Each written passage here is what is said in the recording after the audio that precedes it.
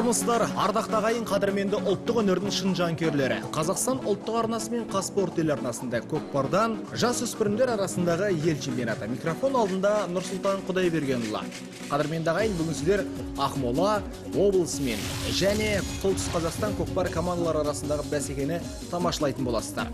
Ақмола көкпар командасы мына топта өнер көрсетпек. Әлихан Қалибаев, Жандос Телеубай, Мирас Боранбаев, Айтқазы Сағындықов, Бөгенбай Бексұлтанов, Найзабек Темірбеков, Данияр Қалиқанов, Асығат Білялов, Арман Қазикен, Мейірбек Бимағамбетов, Дамир Құрақбаев, Дархан Ішпекбаев. Команда жетекшісі Ерғали Тоқабаев.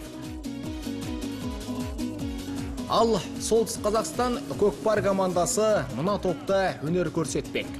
Сейтжан Қарабай, Біржан Серікбай, Әділ Мусин, Нұрболат Шәкенов, Алтынбек Қақым, Қазған Қақилеев, Петр Драбышев, Руслан Мустафин, Нұрбек Таласов, Сүйінбай Мұратов, Бақтияр Зейнулин, Сұлтан Қайрулин. Команда жетекшісі Рамазан Махатов. Ал бүгінгі бәсекеде төрелік ететін төрешілермен таныс болыңыздар. Ортадағы төреші Нұрдәулет Момынов, қапталдағы төрешілер Дәулет Айтан, орынбасар Ахметжанов, Амандық Қарабаев. Қадірменді ағайын, бұл бәсеке, яғни Ақмола облысы мен Солтүстік Қазақстан көкпар командалары арасындағы бәсеке ел чемпионатының 6-шы кездесуі болып саналады. Ақмола облысы Көкшетау қаласында өтіп жатқан бәсекеге биыл 10-ға жуық команда қатысып отырғандығын біз айта кетуіміз керек. Жалпы әр топта мықтылық танытқан жігіттерге жалпы осы ел чемпионатының күнтізбелік жоспарына бір зер сала кетейік. Бұған дейін өткен аптада өздеріңізге мәлім, Әулиеата мен Құлагер көкпар командалары күш сынасқан болатын. Өз топтарында Әулиеата көкпар командасы Құлагер шабандоздарын ұтып финалға жолдама алды.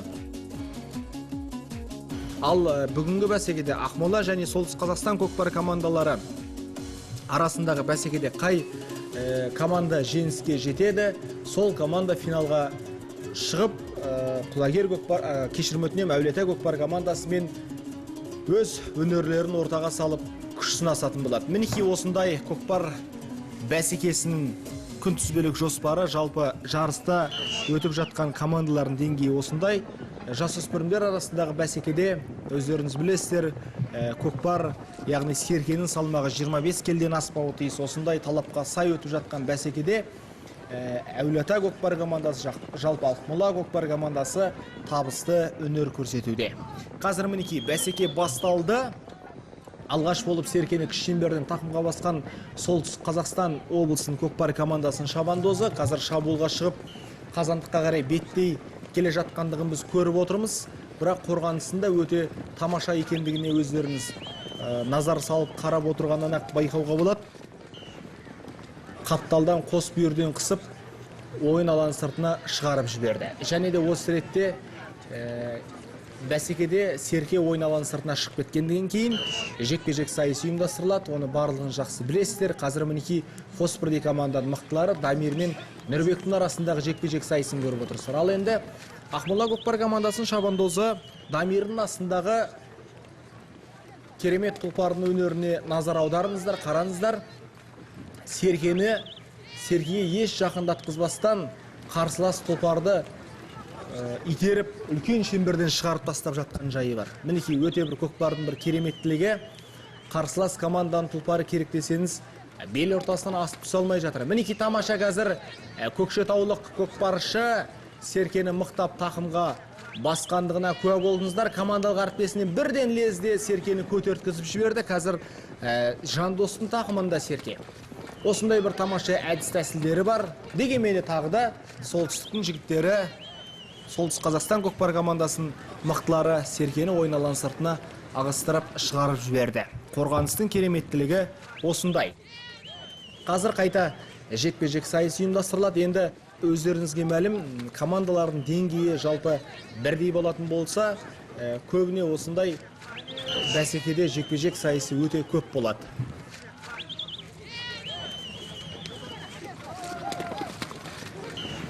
Дамир мен Нұрбек қайда жекпе-жек сайысында? Қай көкпаршының мерейі үстем болар екен? Байқасаңыздар, бұл жолы Солтүстік Қазақстан көкпар командасының шабандозы Бірінші болып әрекетті мықтап жасады. Өте тамаша. Шапшандығын көрсетті. Қорғаныста өте жаман емес. Қазір шабуылға шыққан сәтін байқап отырсыздар. Қандай нәтиже көрсетер екен? Мәселе осында. Жоқ. Өздеріңіз көрдіңіздер, тағы да Серкені аттың басы да сәл қайым емес. Енді көкпардың бір кереметтілік қадірменді ағайын. Қазір күні осы қазандық көкпардың ережесіне сәйкес көкпар ойынның барлығы шабуылға шығатын, жалпы қорғаныста болатын, осы жекпе-жек сайысына арналған тұлпарлардың барлығы дайындығы өте жоғары болу керек. Егер ондай дайындық болмаса, бәсекеде бір жоғары деңгейде өнер көрсетуге команданың мүмкіндігі болмайды. Бұл жолы мінекей Нұрбектің мерейі үстем болды. Байқадыңыздар, торы тұлпармен өте жоғары деңгейде өнер көрсетті. Ал осы сәтте жекпе-жек сайысы өтіп жатқан сәтте Ақмола көкпар командасының шабандозы ойын ережесін, жоқ кешірім өтінемін, Солтүстік Қазақстан көкпар командасының шабандозы Сұлтан Хайруллин ойын ережесін бұзып үлгеріпті. Сол себепті Серке Солтүстік Қазақстан көкпар командасының шабандозының тақымында, бірақ ойын ережесін бұзған Сұлтан ойыннан 2 минутқа аластатылады. Яғни қазіргі кезде Ақмола көкпар командасының шабандоздарының барлық мүмкіндіктері бар. Көкшенің жігіттері егерде шабуылды мықтап ұйымдастыратын болса, керемет. Мінекей Солтүстік Қазақстандық жігіттерді 3 ойыншы, сол себепті есеп санын еселеуге қазір 2 минутты ұтымды пайдалана білуі керек. Осындай бір тамаша мүмкіндіктері бар, сол себепті барын салу керек жігіттерге. Ал өз кезегінде Солтүстік Қазақстан көкпар командасының жігіттері 3 көкпаршымен бәсеке алаңында өнер көрсетіп жатқандықтан, көбіне осы сәтте қорғанысқа мейлінше назар аударады, себебі қорғаныстары өте мықты болмаса, бұл бәсекеде жеңіліске ұшырау әбден мүмкін. Сонымен қатар көкпар ережесінің тағы бір тұсын айта кетуіміз керек. Осындай қазандықтың түбінде 1 минут Серке жерде жататын жағдайда, ол Серкені міндетті түрде орталық шеңберге әкеліп, бәсеке жекпе-жек сайысынан жалғасын табады. Қазір мінекей Дамир мен Нұрбек. Енді Дамир бәсекенің басында мықтылық танытқан болатын, ал оған қарсыластық танытқан Солтүстік Қазақстан көкпар командасының басқа шабандозы қазір ойынға шығып, нақтысын айтқан кезде Нұрбек Дамирға мүмкіндік бермей жатыр Серкені көтеруге. Әсіресе мінекей қате тұсын тауып, осал тұсын тауып, өзі тұлпарын бір айналып, торы тұлпардың көмегіне мықтап жүгініп жатқан жайы бар. Әрі торы тұлпарда Нұрбекке көп көмегін тигізуде. Осындай жылқы мен жігіттің арасындағы үйлесімділік, байланыстың мықтылығының арқасында Нұрбектің қазір өздеріңіз куә болып отырсыздар, мерейі үстем болып жатыр жекпе-жек сайысында. Енді осы Серкені тақымға басқан бойы қазандыққа барып есепті ашуға барын салуы керек.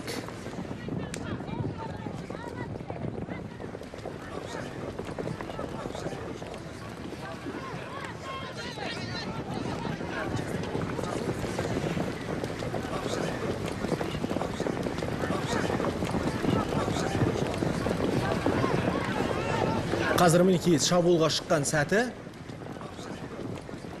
11-ші нөмірдегі Солтүстік Қазақстан көкпар командасының шабандозы Серкені алып шыққан болатын, бірақ тағы да жекпе-жек сайысы ұйымдастырылады.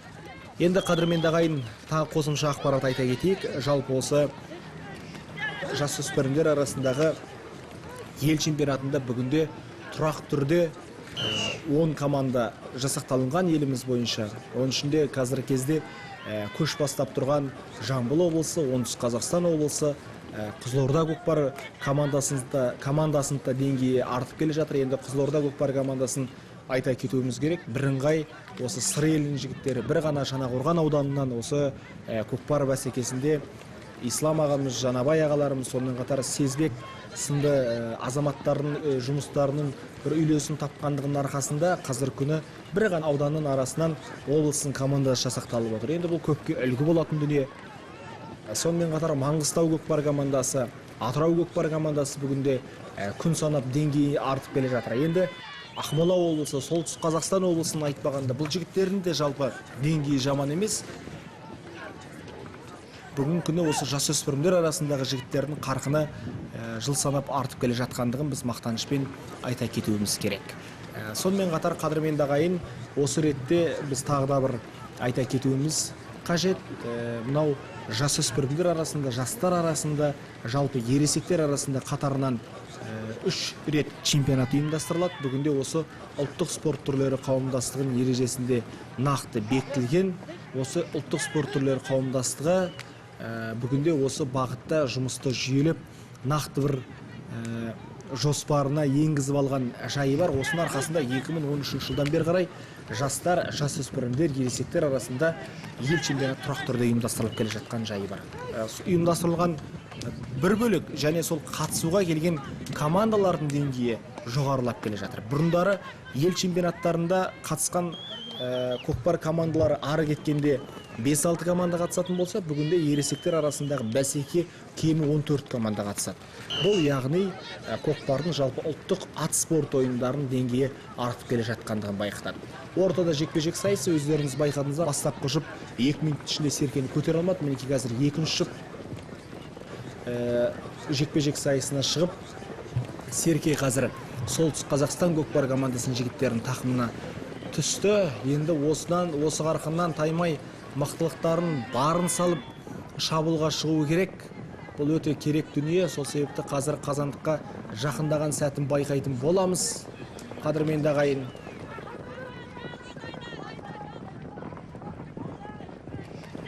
Жоқ, әзірге қорғаныс өте мықты. Командалардың деңгейі бірдей, сол себепті қорғаныста өте мықты. Шабуылға шыққан сәттерде жалпы ортадағы бәсекелердің барлығы бір деңгейде жүзеге асырылып жатыр. Сол себепті әзірге біз ұпай иеленген, жалпы салымды салуға құштарлық танытып, жалпы құлшыныстарын көрсетіп жатыр жігіттер, бірақ нақты салымға қол жеткізе алмай жатыр.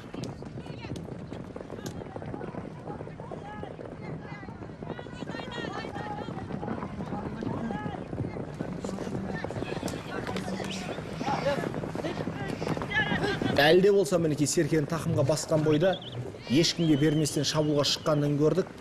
Енді жасөспірімдер арасындағы ел чемпионатында Ақмола және Солтүстік Қазақстан көкпар командалары арасындағы бәсекеде жекпе-жек сайысы өте көп тіркелуі мүмкін. Байқасаңыздар, бәсекенің бірінші минутынан барлық күш-жігерлерін ортаға салып жатыр. Дархан мен Нұрбектің арасындағы тартыс. Енді Ақмола көкпар командасынан бұл жолы Дархан шығып отыр.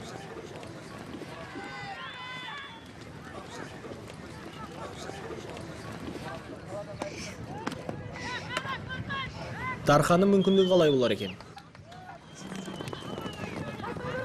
Әзірге қарқыны жаман емес. Көп әдіс тәсілдерді жоғары деңгейде жасап жатқан жайы бар.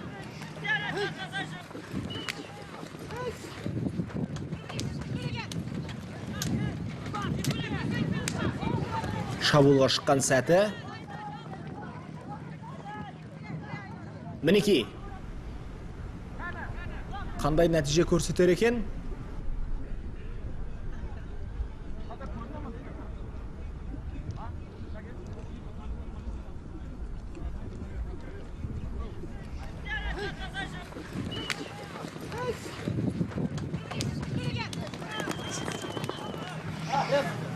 Серкені мінекей жұлып тақымға басуға әрекет еткен көкшенің жігіттері, бірақ мүмкіндіктері болмай жатыр әзірге. Тамаша. 1 минут уақыт өте шықты. 1 минуттың ішінде Серкені көтере алмаған жағдайда қайта жекпе-жек сайысы ұйымдастырылады. Жекпе-жекке шығатын жігіттердің барлығы өте ұқыпты өнер көрсетуде. Айтқазы және Нұрбек қайта.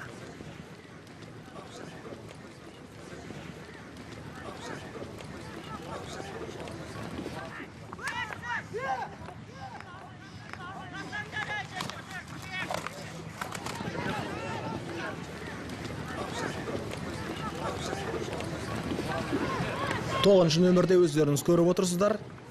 Нұрбек Таласов, атақты осы көкше жеріне, жалпы солтүстікке, солтүстік Қазақстан облысына танымал торы тұлпары. Өте керемет, ірі денелі.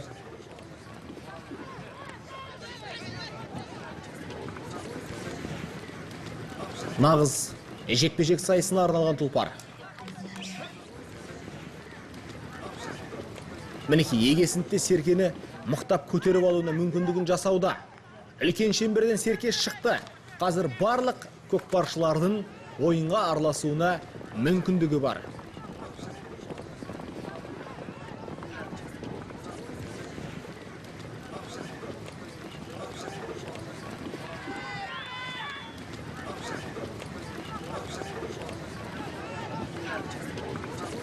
Бәсеке барған сайын өте қарқынды қыза түсуде, бірақ дегенменде жекпе-жек сайысы өте көп болып жатыр.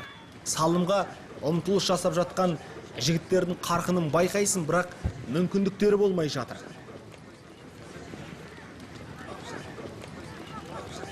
Барын салу керек. Аттың мүмкіндігіне, жалпы шабысына назар салу керек. Бұл өте керек дүние.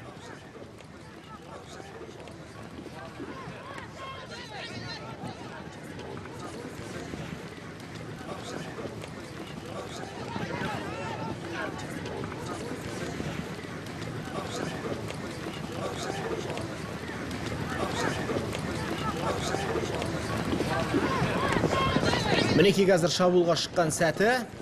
Ақмола көкпар командасының жігіттері серкені тақымға басты. Әлихан Қалибаев. Енді жасыратын жоқ.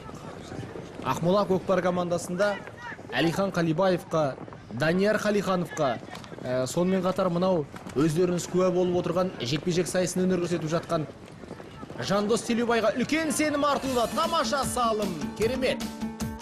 Алғашқы ұпайды иеленген бұл Әлихан Қалибаев. Қадірменді ағайын, 1997 жыл дүниеге келген. Тұлпары Сұңқар, Ақмола облысында дүниеге келген бұл жігіт. Керемет, қандай тамаша салым. Осы енді Әлиханның салымын сараптап өтейік, қадірменді ағайын.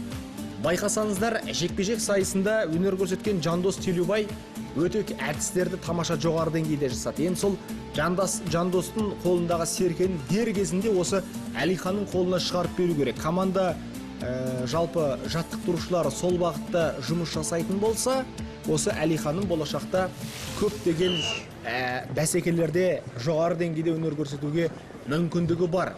Жалпы сонымен қатар командалық әріптестерді ерекше қолдауын танытуы тиіс.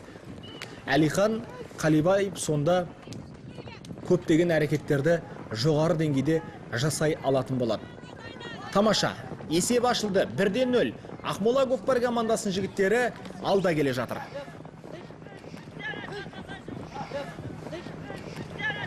Қарқындарына қарқын қосу керек, ұмтылысты күшейту керек. Тағы да серке ойналан сыртына шықпек. Бәсеке осылай жалғасын таба беретін болса, жекпе-жек сайысы өте жоғары деңгейде өтетіндігіне біз куә болатын боламыз, қадірменді ағайын. Тек қарқынға қарқын қосу керек.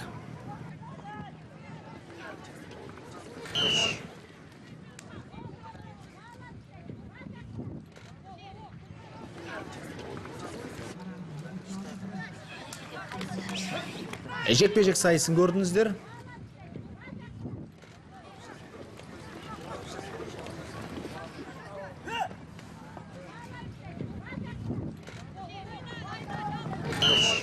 Барын салып жатқан Ақмола көкпар командасының жігіттері, бірақ осыменен қадірменді ағайын кездесудің алғашқы бөлімі өз мәресіне жетті.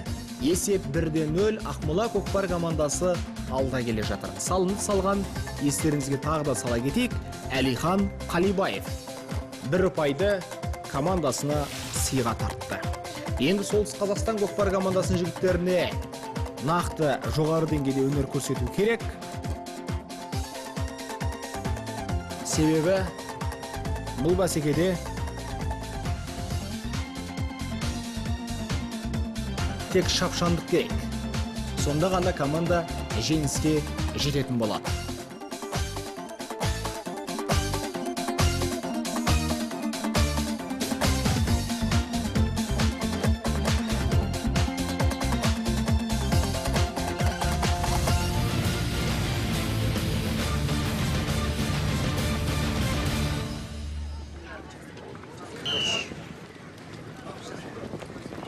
Қадірменді ағайын, назарларыңызда көкпардан жасөспірімдер арасындағы ел чемпионаты өздеріңіз куә болғандай, алдарыңызда Ақмола және Солтүстік Қазақстан көкпар командасының жігіттері өз өнерлерін ортаға салуда. Бәсекенің бірінші минутынан бәсеке өте жоғары деңгейде басталды. Енді алғашқы бөлімге сараптама жұмыстарын жүзеге ететін болсақ, нақты шабуылда болған Ақмола көкпар командасының Әлихан Қалибаев, Жандос Телеубай, сонымен қатар Данияр Қалиханов, ал Солтүстік Қазақстан көкпар командасының арасында Сейтжан Қарабай, сонымен қатар Нұрбек Таласов жекпе-жек сайысында жоғары деңгейде өнер көрсетті. Жалпы сондай нәтижелерімен бұл команданың жігіттері сәлде болса күштерін байқата білді. Жалпы әлде болса уақыт бар.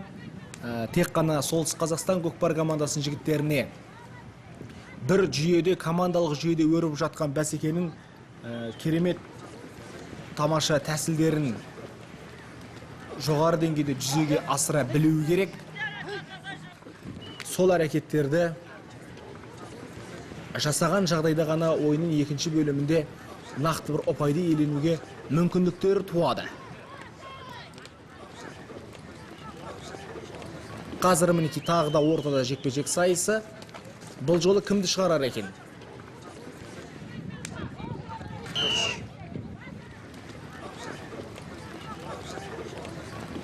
Жандос пен Сұлтан Хайруллин. Қайсы көкпаршының мерейістен болар екен, байқасаңыздар. Жандос. Керемет. Жандос Телеубай өте тамаша тактиканы қолданып кетті. Командалық әріптесі салынды болған Әлихан Қалибаевқа Серкені бірден көтерткізіп жіберді. Енді Әлиханның мықтылығын байқайтын боламыз. Әлиханға шіркінай осы сәтте командалық әріптестерінің көмегі қажет. Аттың қарқыны жаман емес. Тұлпарыда бірден қазандыққа беттей шауып, Әлиханның салынды болуына бар мүмкіндігін жасауда. Мінекей қазір аттың басын қайырды, қарсыластарын тамаша алдап өтті. Әлихан енді бар күш-жігерін ортаға салатын болады. Қарқыны қалай? Шіркінай, қандай тамаша шабуылға шыққан еді Әлихан. Ат ойлатып өтті, бірақ қорғаныста өте мықты. Жолын кескестеп, кесіп, нақты бір ұпайды иеленуіне мүмкіндік бермей қойды. Қайта шықты, мінекей Жандос пен Нұрбек. Енді Жандостың тамаша тактикасы жүзеге асуда. Серкені көтере салысымен командалық әріптесін көтерткізіп жіберу. Бұл өте керемет, жақсы дайындықтың жалпы көкпарға деген қызығушылықтың нәтижесі, қадірменді ағайын.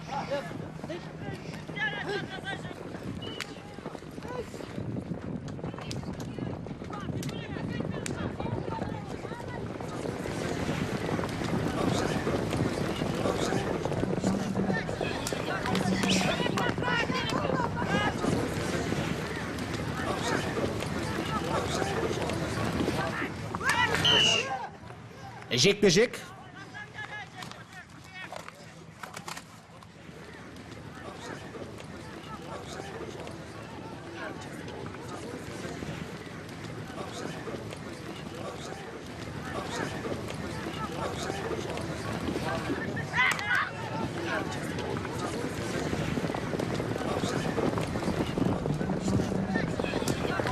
Шабуылға шыққан жеке батырдың мықтылары, яғни көкшенің көкпаршылары.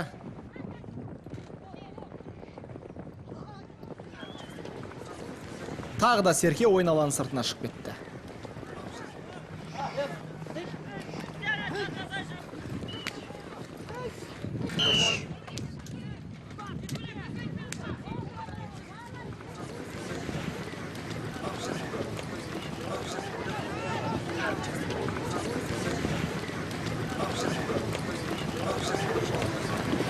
Кімнің мерейістен болар екен?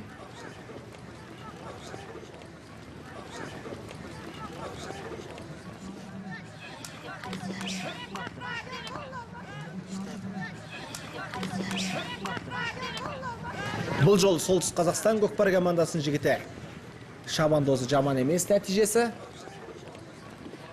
Серкені қарасаңыздар, мықтап көтерді, бірақ Жандоста жармасып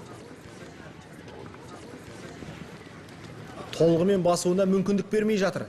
Бірақ Дәутөр да өте мықты ғой. Сәл енді көкпаршы күшін салып жіберіп, қамшылап жіберсе, жұлып алып шығып кетуіне мүмкіндігі бар.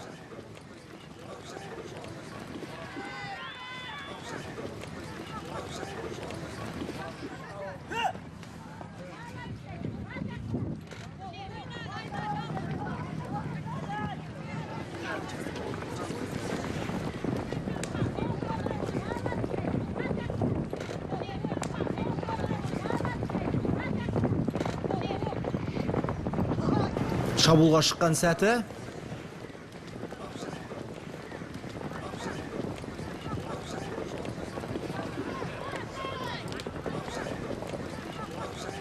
Серке тағы да ойын алаң сыртына шығып кетті.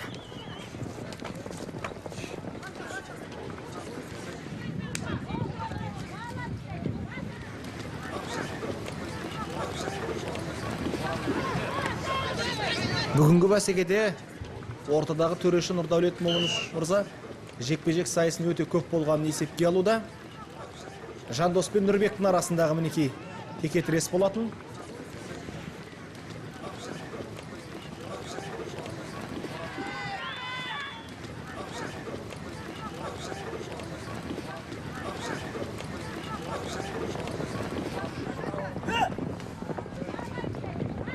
Шабуылға тағы да мінекей шығып кетті.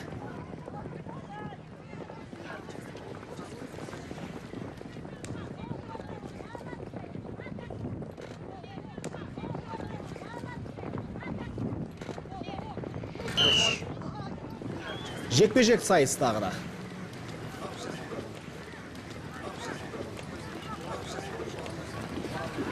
Жекпе-жек сайысында өнер көрсетіп жатқан негізі көбіне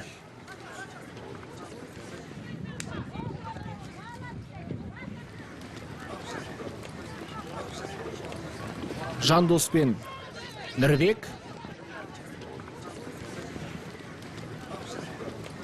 Бұл жолда мінекей жігіттер.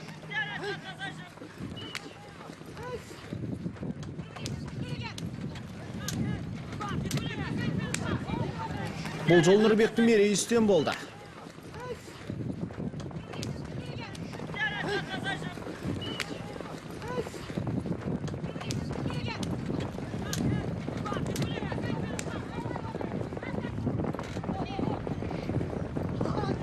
Қазандыққа беттей шауып келе жатыр. Енді дер кезінде қорғаныс ұйымдастырылды. Мінекей тамаша ұйымдастыра білді. Енді командада айта кетуіміз керек, Солтүстік Қазақстан көкпар командасынан Нұрбектің, Сүйінбайдың, жалпы Сұлтанның бірлесіп өнер көрсетуі қазір өте қажет. Себебі осы бағытта тура өнер көрсететін болса, жоғары деңгейге қол жеткізе алмайды. Өте жинақ ойнау керек.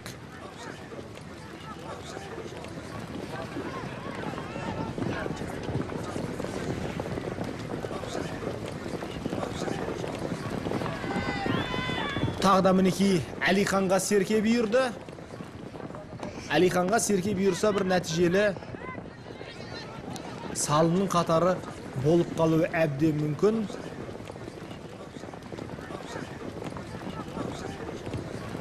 Сондай бір тамаша жоғары деңгейде өнер көрсетеді. Бірақ сәл аттың басын тежеп, қатты қарқын қоспай, бір қалыпты өнер көрсетсе, бірнеше рет салымды болуына мүмкіндігі бар еді. Бірақ енді көкпар бәсекесі өздеріңіз жақсы білесіздер, командалық ойын болғандықтан көбіне әрбір көкпаршының жалпы үлесі қажет. Шабуылға шыққан сәтте болсын, қай кезде болсын, сондай бір мүмкіндіктерін пайдалана білу керек.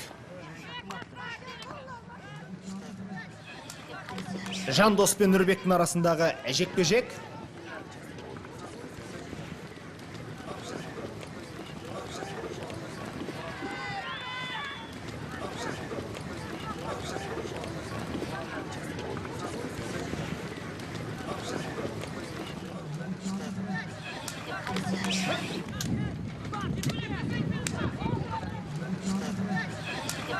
Есеп әзірге 1-0.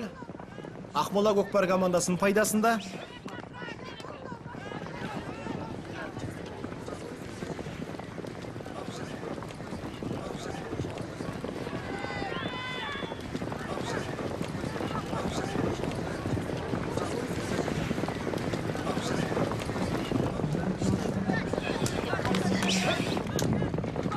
Бірақ бұл жолы 12-ші нөмірдегі Сұлтан Хайруллин қазір топтасып командалық әріптестерімен бірге шабуылға шығып келе жатыр. Қалай болар екен? Қандай деңгейде бәсеке өрбиді екен? Мәселе осыда.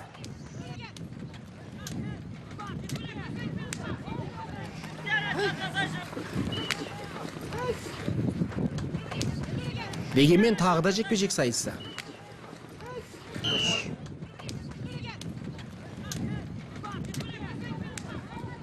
Жандос пен Нұрбек қайта.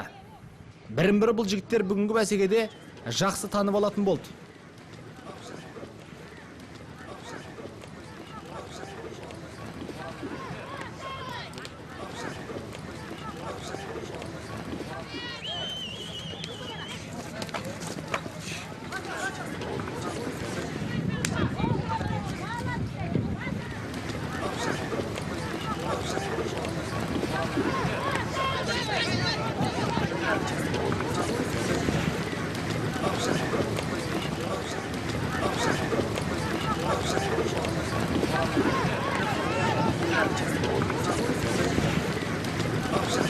Мінекей ұмтылған сәті.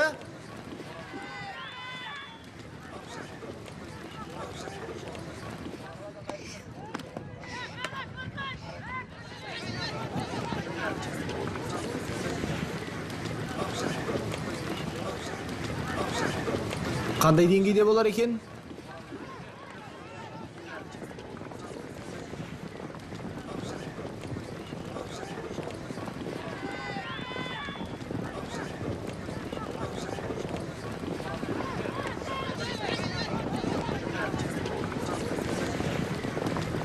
Қорғаныста күшті. Барлығын байланысы үйлесімділігі бір жерден шығып жатыр, сол себепті ұпай санын еселей алмай жатқан жайы бар.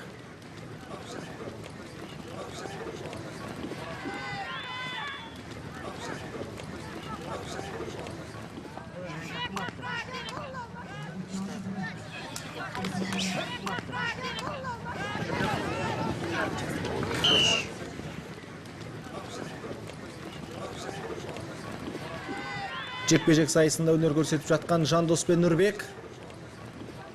Енді Жандосқа қазір ұмтылысты көбейтіп, сары астындағы сұңқардың көп көмегін қолдана білу керек. Қарсыластап дәут орынды біраз шаршатып алған сияқты. Серкеге қатты жақындамай жатыр. Байқасаңыздар, дәут орын еті қалыңдау сияқты болып көрінеді. Яғни сәл көкпарға шығардың алдында тағы да бір азыңқы қып алып шыққан дұрыс болатын шығар. Себебі көкпарда аттың шаршап қалуына осындай аттың семіздігі көп байланысты.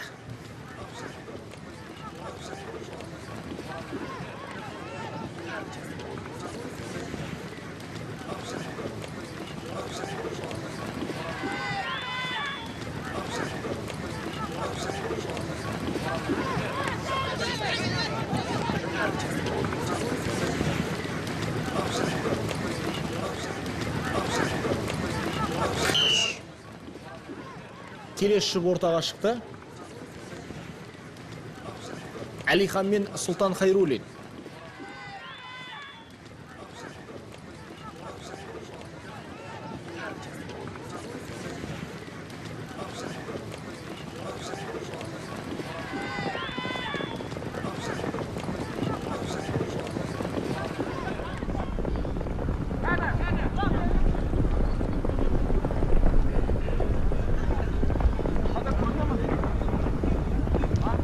Әлиханның тақымына серке бұйырса, міндетті түрде салым болушы еді. Бұл жолы сәл сол әдістері байқалмай жатыр.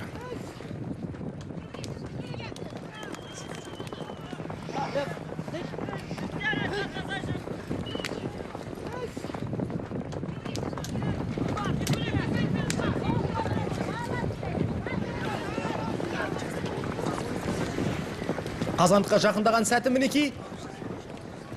Бұл әдісті қалай пайдаланар екен? Мүмкіндікті молынан пайдалану керек болып тұр қазір жігіттерге. Әйтпесе, ұпай саны аса жоғары емес, бір ғана ұпаймен Ақмола көкпар командасы алда келіп жатыр. Есепті қазір Солтүстік Қазақстан көкпар командасының жігіттерінде теңестіріп кетуге мүмкіндігі бар, бірақ өздеріңіз куә болғандай қадірменді ағайын. Бүгінгі бәсекеде өз мәресіне жетті. 1-0 есебімен Ақмола көкпар командасы финалға жолдама алды. Яғни бұл жігіттер бұл алдағы уақытта әулиеата жігіттерімен күш сынасатын болады.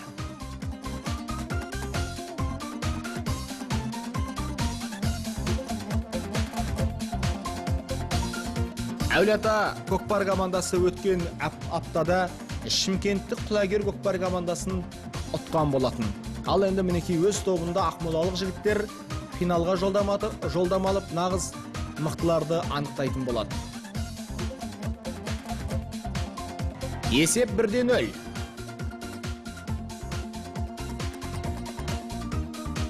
Атап өтейік, Ақмола көкпар командасынан Әлихан Қалибаев, Жандос Телеубай, Мирас Боранбаев, Айтқазы Сағындығып, Бөгенбай Бексұлтанов, Найзабек Темірбеков, Данияр Қалиханов, Асғат Білялов, Арман Қазикен, Мейірбек Бимағамбетов, Дамир Құрақбаев, Дархан Шпекбаев сынды жігіттер жоғары деңгейде өнер көрсете білді.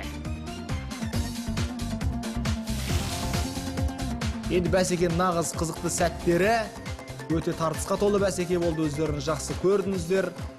Дегенмен де командалардың деңгейі бірдей болғандықтан ірі есеп тіркелінбеді бүгінгі бәсекеде. Сол себепті 1-0 есебімен Ақмола көкпар командасы жеңіске жетті.